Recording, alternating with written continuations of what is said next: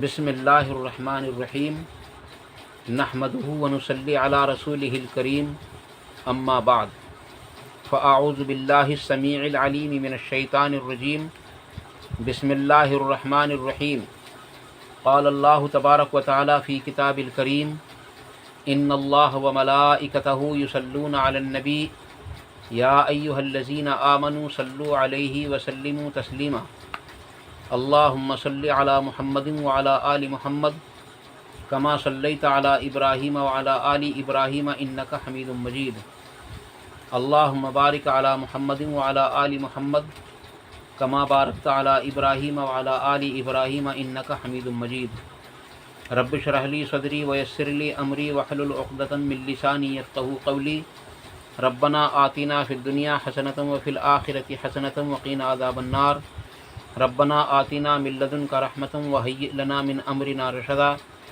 لا الہ الا انت سبحانک انی کنت من الظالمین حسبنا اللہ ونعم الوکیل یا حی یا قیوم برحمتک استغیث لا حول ولا قوۃ الا باللہ العلی العظیم۔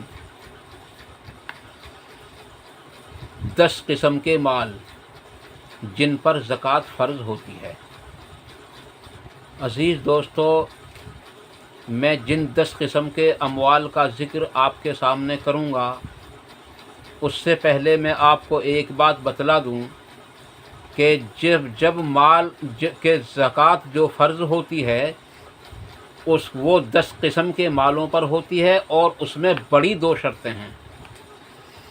پہلی شرط یہ ہے کہ وہ جو مال ہے، چاہے وہ 10 قسموں میں سے کوئی سی بھی قسم ہو، وہ مال حلال کا ہو، حرام کا مال نہ ہو، کیونکہ حرام مال میں سے نہ صدقہ کیا جاتا، نہ زکوٰۃ دی جاتی، نہ زکوٰۃ فرض ہوتی، اور نہ صدقہ قبول کیا جاتا حرام مال کے اندر سے۔ اور حلال مال اگر ہے تو زکوٰۃ بھی قبول ہوگی، صدقہ بھی قبول ہوگا، اور تمام چیزیں اس کی قبول کی جائیں گی اگر اس کا مال حلال ہے۔ تو پہلی شرط یہ ہے کہ اس کا جو مال ہے وہ حلال ہو، حرام کا نہ ہو۔ دوسری شرط یہ ہے کہ زکوٰۃ فرض ہونے کے لیے جو مال ہمارے پاس ہے حلال کا، اس مال پر پورا سال گزر جائے تب اس پر زکوٰۃ فرض ہوتی ہے، اس سے پہلے زکوٰۃ فرض نہیں ہوتی۔ البتہ نماز، روزہ، زکوٰۃ، نماز، روزہ اور حج، یہ 3 چیزیں ایسی ہیں اسلام کے اندر کہ یہ قبل از وقت ادا نہیں کی جا سکتی، یعنی پیشگی نہیں پیش کر سکتا اس کی کوئی، سوائے اس زکوٰۃ کے کہ زکوٰۃ کو آدمی فرض ہونے سے پہلے بھی ادا کر سکتا ہے۔ مثلا کسی کے پاس مال ہے، 10 قسم میں سے کوئی سا بھی مال ہو، اس کے پاس مال ہے، سال گزرا نہیں ہے، رمضان کا مہینہ آ گیا، تو کیونکہ نبی علیہ السلام نے رمضان کے مہینے میں ہر نیکی کا ثواب 70 گنا بتلایا ہے، تو ہم کیوں نہ اسی مہینے کے اندر زکوٰۃ کو ادا کر دیں؟ کتنا اچھا رہے گا، قبل از وقت ادا کر دیں۔ تو عزیز دوستو، بہتر یہ ہے کہ رمضان کے مہینے میں زکوٰۃ ادا کریں۔ اب میں آپ کو ان تمام اموال کی تفصیل مختصر انداز میں بتلانے کی کوشش کروں گا۔ سب سے پہلی قسم ہے سونا۔ عزیز دوستو، جن حضرات کے پاس 7.5 تولہ سونا ہو، اس پر زکوٰۃ فرض ہو جاتی ہے۔ اب 7.5 تولہ سونا سے مراد کیا ہے؟ کیا یہ جو تولہ آج ہمارے یہاں چل رہا ہے 10 گرام کا، یہی تولہ مراد ہے؟ عزیز دوستو، یہ تولہ مراد نہیں ہے، بلکہ وہ تولہ شرعی تولہ ہے۔ بعض لوگ 10 گرام کا تولہ بتاتے ہیں، تو بعض لوگ بتاتے ہیں 12 گرام کا تولہ، لیکن یہ دونوں ہی باتیں درست نہیں ہیں اپنی اپنی جگہ۔ ہاں، موٹا حساب لگانے کے لیے اگر کوئی 12 گرام کا تولہ جوڑ لے اور پھر اس کے حساب سے زکوٰۃ نکال دے تو چلو خیر ہے، کوئی بات نہیں، لیکن 10 گرام کا تولہ اگر ہے تو عزیز دوستو اس پر زکوٰۃ فرض نہیں ہوگی، اور جب اس پر زکوٰۃ فرض نہیں ہوگی تو اس کے ذمے بھی نہیں ہوگا۔ ہاں اس میں سے اگر وہ صدقہ کر دے تو اس کے لیے کچھ نہ کچھ خیر و بھلائی اس کے لیے کچھ نہ کچھ مل جائے گی۔ جیسا کہ گزشتہ کئی ویڈیو کے اندر میں نے آپ کو بتلایا کہ ایک صاحب نبی اکرم صلی اللہ علیہ وسلم کی خدمت میں آئے جن کی آواز میں گنگناہٹ کے سوا کچھ بھی محسوس نہیں ہوتا تھا۔ انہوں نے اللہ کے نبی سے سوال کیے اور انہوں نے یہ سوال کیا کہ مجھے موٹا موٹا اسلام بتلا دیجئے، تو آپ نے نماز، روزہ، زکوٰۃ، حج وغیرہ آپ کو بتلا دیے۔ 17 رکعت فرض، 1 ماہ کے روزے، اور مال میں سے اتنا مال جو ہے تمہیں خرچ کرنا ہے سال بھر میں۔ تو انہوں نے عرض کی کہ کیا اس کے سوا بھی کوئی چیز میرے ذمے ہے؟ تو آپ صلی اللہ علیہ وسلم نے ان سے فرمایا تھا کہ اس کے سوا تمہارے ذمے کچھ نہیں، ہاں البتہ اگر تم کوئی نفل نماز پڑھ لو یا نفل صدقہ ادا کر دو یا نفل روزہ رکھ لو تو تمہارے لیے اس میں بھلائی ہوگی۔ تو انہوں نے عرض کی یا رسول اللہ صلی اللہ علیہ وسلم، میں اس ذات کی قسم کھاتا ہوں جس نے آپ کو نبی بنا کر بھیجا، جتنے آپ نے فرائض بتائے ہیں میں ان میں سے نہ کوئی کم کروں گا اور نہ اس میں کچھ بڑھاؤں گا۔ تو اللہ کے نبی صلی اللہ علیہ وسلم نے جب وہ جانے لگے تو ارشاد فرمایا کہ اگر کسی کو جنتی دیکھنا ہے تو دیکھو یہ جنتی جا رہا ہے۔ ایک روایت میں ہے کہ دیکھو اگر اس نے سچ کہا ہے تو یہ جنتی ہے۔ عزیز دوستو، اس سے یہ پتہ چلا کہ جب آدمی پر زکوٰۃ اگر فرض نہ ہو اور اس میں سے پھر بھی وہ کچھ پیسہ، کچھ رقم، کچھ مال اللہ کے راستے میں دے دے تو اس کے لیے بہت بڑے اجر کا باعث بن جاتا ہے۔ اور صدقہ جو ہے وہ تمام پریشانیوں کو، تمام بلاؤں کو، چاہے وہ آسمان سے آ رہی ہو چاہے وہ زمین سے آ رہی ہو، تو ان تمام بلاؤں کو کھا جاتا ہے۔ تو عزیز دوستو، اگر زکوٰۃ فرض نہ بھی ہوگی تو صدقہ ادا ہو جائے گا۔ اب جب ہم اس کو وزن کرتے ہیں، یعنی کہ اس کا جو وزن ہے وہ 1 تولہ ہے، اور 1 تولہ کا جو صحیح وزن جو ہم کو معلوم ہوا ہے اب تک، جو میں نے اپنی تحقیق کو لیا ہے، وہ تقریباً 11 گرام پلس 664 ملی گرام کا بیٹھتا ہے۔ 11 گرام پلس 664 ملی گرام بیٹھتا ہے۔ اور جب ہم اس کا وزن اکٹھا کر کے بناتے ہیں تو یہ 7.5 تولہ سونا کے، یعنی 7.5 تولہ وزن کرنے کے لیے یہ تقریباً 87 گرام ہو جاتا ہے۔ تو یہ پتہ چلا اس تمام گفتگو سے کہ جس کے پاس 87 گرام سونا ہو اس پر زکوٰۃ فرض ہوتی ہے۔ اگر 87 گرام پورا سونا نہیں ہے بلکہ کچھ سونا اور کچھ چاندی ہے اس کے پاس، اور دونوں کو ملا کر کے 87 گرام سونے کی قیمت کو پہنچ جاتا ہے تو بھی اس پر زکوٰۃ فرض ہو جائے گی۔ یہ پہلا مال ہے۔ دوسرا مال ہے چاندی۔ عزیز دوستو، جس کے پاس 52.5 تولہ چاندی ہو اس پر زکوٰۃ فرض ہے، اس سے کم پر زکوٰۃ فرض نہیں۔ البتہ اگر کسی کے پاس 52.5 تولہ چاندی تو نہیں ہے، چاندی تو کم ہے، اور البتہ اس کے پاس کچھ سونا بھی موجود ہے، تو سونا اور چاندی کی قیمت کو اسی طریقے سے ملائیں گے جیسا کہ میں نے ابھی آپ کو بتلایا کہ چاندی اور سونے کی قیمت کو ملائیں۔ اب یہاں پہلے چاندی اور سونے کی قیمت کو ملایا تھا، اب یہاں سونے اور چاندی کی قیمت کو ملائیں۔ جب ایک کی قیمت بن جائے، چاہے تو 52.5 تولے چاندی کی قیمت بن جائے سونے کی ملا کر کے، چاہے وہ 7.5 تولہ سونے کی قیمت بن جائے چاندی کی ملا کر کے، تو عزیز دوستو زکوٰۃ فرض ہو جائے گی۔ اب دیکھنا یہ ہے کہ جب 7.5 تولہ سونا کے اندر 87 گرام وزن ہوتا ہے تو چاندی کے اندر 52.5 تولہ چاندی کے اندر وزن کتنا ہوتا ہے، تو میں اس کا وزن بھی آپ کو بتا دیتا ہوں۔ اس کا وزن تقریباً 609 گرام بیٹھتا ہے۔ تو جس کے پاس 609 گرام چاندی ہو اس پر بھی زکوٰۃ فرض ہو جاتی ہے۔ مال نمبر 3 جس پر زکوٰۃ فرض ہے، میں نے آپ کے سامنے 2 مال ذکر کر دیے۔ مال نمبر 1 سونا، مال نمبر 2 چاندی، اور اب مال نمبر 3 ہے، یہ ہے نقد روپیہ۔ عزیز دوستو، جس کے پاس اتنی رقم موجود ہو جس میں 7.5 تولہ سونا خرید سکتا ہو یا 7.5 تولہ چاندی خرید سکتا ہو اور اس رقم پر پورا 1 سال گزر جائے تو اس پر زکوٰۃ فرض ہو جاتی ہے۔ یہ 3 مال ہوئے عزیز دوستو۔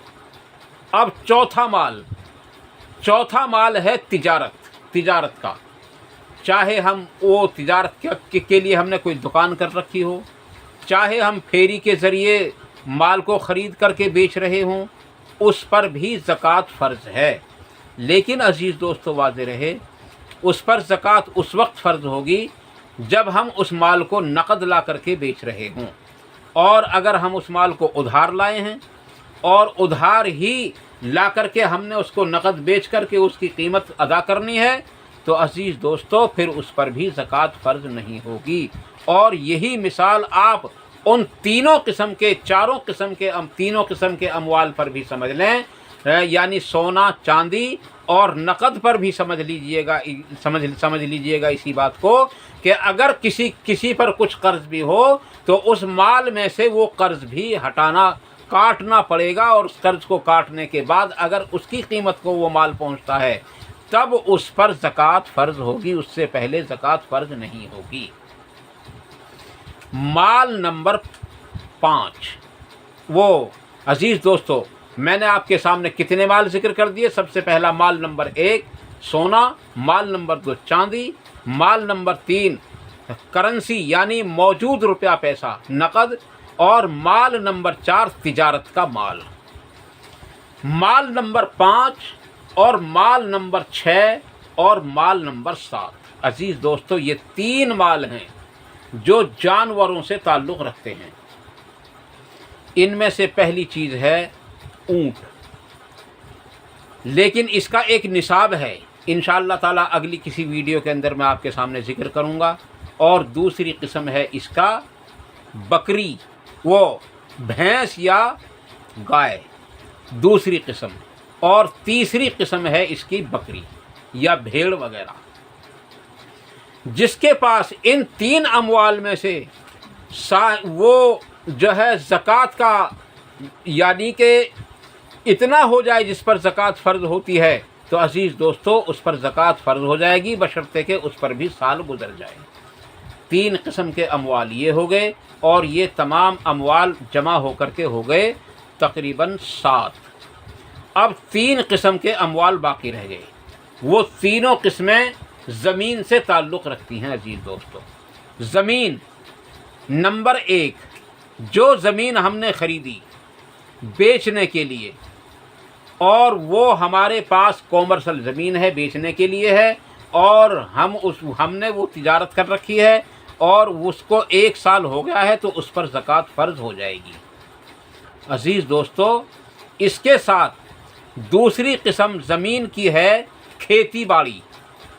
جو کھیتی باڑی کی زمین ہے، زمین پر کوئی زکوٰۃ فرض نہیں ہے، البتہ اس کے اندر جو پیداوار ہوتی ہے سال بھر میں اس مال پر زکوٰۃ فرض ہو جاتی ہے۔ عزیز دوستو زمین پر کوئی زکوٰۃ فرض نہیں، اس میں جو پیداوار ہوتی ہے، غلہ پیدا ہوتا ہے، اس پر زکوٰۃ فرض ہوتی ہے۔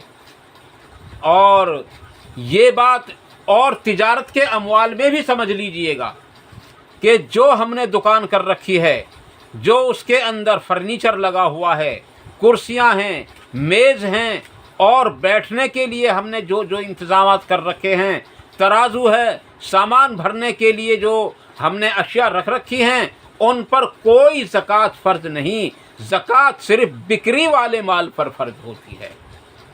زکوٰۃ صرف بکری والے مال پر فرض ہوتی ہے، اس لیے کھیت پر کوئی زکوٰۃ فرض نہیں، بلکہ جو اس سے نفع حاصل کیا جا رہا ہے اس پر زکوٰۃ فرض ہوگی۔ عزیز دوستو زمین سے تعلق رکھنے والی چیزیں ہوگی 2۔ اب زمین سے تعلق رکھنے والی چیز نمبر 3، یعنی کہ جن مالوں پر زکوٰۃ فرض ہوتی ہے اس کی قسم نمبر ہے 10۔ عزیز دوستو وہ زمین جس زمین میں سے کان وغیرہ جیسے نمک، سونا، چاندی، کوئلہ وغیرہ نکلتا ہو، اگر ہمارے پاس کوئی ایسی زمین ہے تو اس زمین میں کے اندر سے جو مال برآمد ہوتا ہے سال بھر میں اس پر بھی زکوٰۃ فرض ہو جاتی ہے۔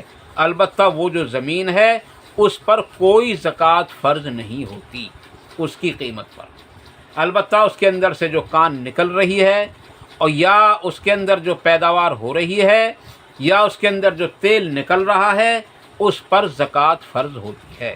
عزیز دوستو، یہ 10 قسم ہو گئیں۔ زکوٰۃ جن اموال پر فرض ہوتی ہے وہ یہ 10 قسم کے اموال ہیں۔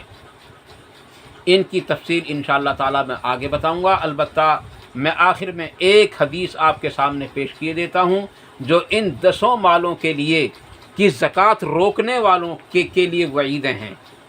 نبی اکرم صلی اللہ علیہ وسلم نے ارشاد فرمایا، یہ حدیث بخاری کے اندر بھی موجود ہے، مسلم میں بھی آپ کو مل سکتی ہے، مشکات المصابیح کے اندر بھی موجود ہے، اور بھی کئی کتب احادیث کے اندر یہ حدیث مل جائے گی، اور آئندہ کسی ویڈیو میں انشاءاللہ تعالیٰ اس کا انٹرنیشنل نمبر بھی آپ کے سامنے پیش کر دوں گا اور اس حدیث کے راوی کا نام بھی آپ کے سامنے ذکر کر دوں گا۔ البتہ میں اس حدیث کو ذکر صرف اس لیے کر رہا ہوں تاکہ اس ویڈیو کا آپ کے سامنے جو ہے اس ویڈیو کو مکمل کر دوں، کیونکہ میں نے یہ ویڈیو کا جو آغاز کیا تھا وہ اللہ کے نام سے کیا تھا، اور جو اس کا جو انجام یعنی آخر کروں گا وہ اس میں نبی اکرم صلی اللہ علیہ وسلم کی اس حدیث پر کیے دیتا ہوں۔ نبی اکرم صلی اللہ علیہ وسلم نے ارشاد فرمایا، قیامت کے روز جو لوگ اپنے اموال کی زکوٰۃ نہیں دیتے، جو لوگ اپنے مالوں کی زکوٰۃ نہیں دیتے، وہ اس حدیث کو غور سے سنیں، جو لوگ اپنے مالوں کی زکوٰۃ نہیں دیتے ان کا نقشہ کھینچ رہے ہیں نبی اکرم صلی اللہ علیہ وسلم۔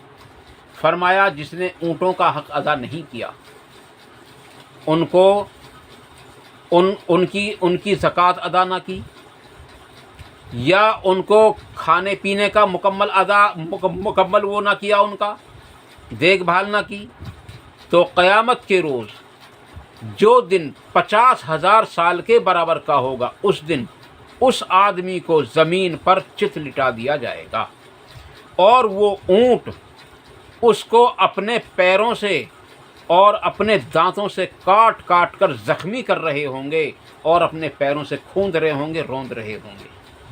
اور اللہ کے نبی صلی اللہ علیہ وسلم نے اس بات کو بتلاتے ہوئے ارشاد فرمایا کہ دنیا کے اندر جو اونٹ تمہارے پاس موجود تھے اگرچہ وہ کمزور تھے لیکن اس دن وہ مضبوط ہوں گے، اگرچہ وہ دنیا میں بوڑھے تھے اس دن جوان ہوں گے، اگرچہ وہ دنیا میں وہ بچے تھے تو اس دن وہ پورے اور مکمل ہوں گے، اور وہ اس حال میں جو ہے قیامت کے دن کو جو ہے طے کر رہا ہوگا کہ جو حال ہم نے آپ کو آپ کے سامنے بتلایا۔ میں اس حدیث کو مختصر کیے دیتا ہوں۔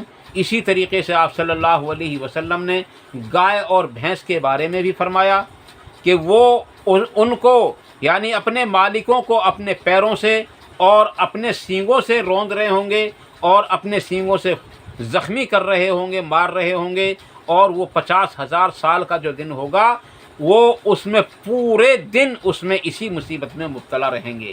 اسی طریقے سے بکری اور بکرے بھی کر رہے ہوں گے، بھیڑ وغیرہ بھی وہ اسی طریقے سے انجام کو جو ہے پہنچا رہے ہوں گے۔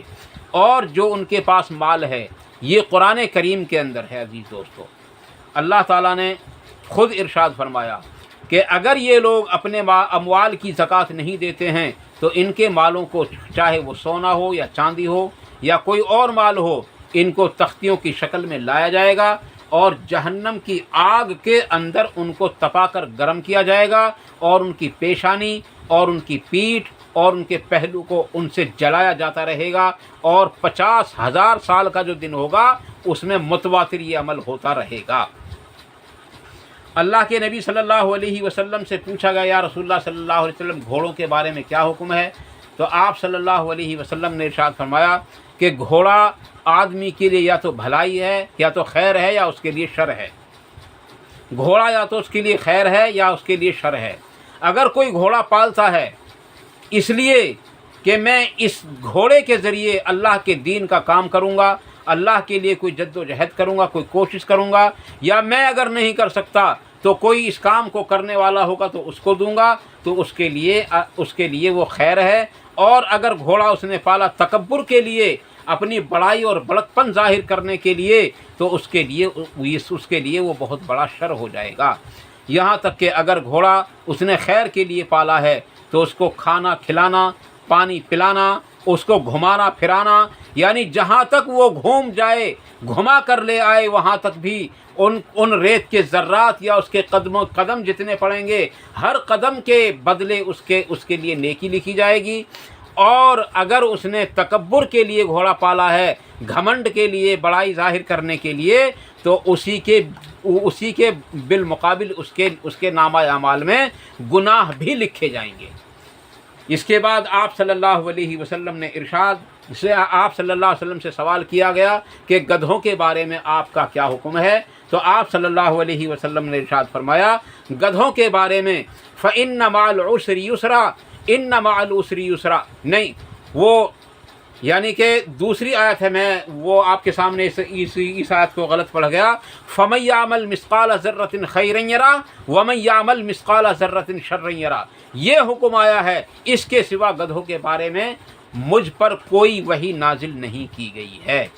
اس حدیث سے یہ بھی پتہ چل گیا عزیز دوستو کہ ان 10 قسم کے مالوں کے سوا اور کسی مال پر زکوٰۃ فرض نہیں ہے، یعنی گائے بھینس وغیرہ، اونٹ وغیرہ، اور بھیڑ اور بکری وغیرہ، 3 قسم یہ ہو گئیں۔ تجارت کا مال 4تھی قسم ہو گئی۔ زمین تجارت کی، زمین میں پیداوار چاہے وہ کان کی شکل میں ہو اور چاہے وہ پیداوار کی شکل میں ہو، یہ 3 قسم ہو گئیں۔ سونا اور چاندی یہ 2 قسم ہو گئیں، اور نقد یہ 10ویں قسم ہو گئی۔ اس کے سوا کسی اور مال پر زکوٰۃ فرض نہیں ہے۔ اللہ تبارک تعالیٰ سے دعا ہے کہ وہ ہم سب کو ان مختصر سی باتوں پر عمل کرنے کی توفیق عطا فرمائے، اور اللہ تعالیٰ سے دعا ہے کہ اللہ تبارک و تعالیٰ ہم سب کے دلوں سے ان باتوں کو صاف کر دے، معاف فرما دے جو جذبات میں میری زبان سے نکل گئی ہیں غلطی سے، اور حق باتوں کو ہمارے دلوں کے اندر راسخ فرمائے، ان پر عمل کرنا آسان فرمائے، ان پر عمل کرنے کی توفیق عطا فرمائے، اور ان پر عمل کرنے کے موقع بھی عطا فرمائے۔ وآخر دعوانا ان الحمد للہ رب العالمین۔ سبحان ربک رب العزت عما یصفون وسلام علی المرسلین والحمد للہ رب العالمین برحمتک یا ارحم الراحمین۔ والسلام علیکم ورحمۃ اللہ تبارک و تعالی وبرکاتہ۔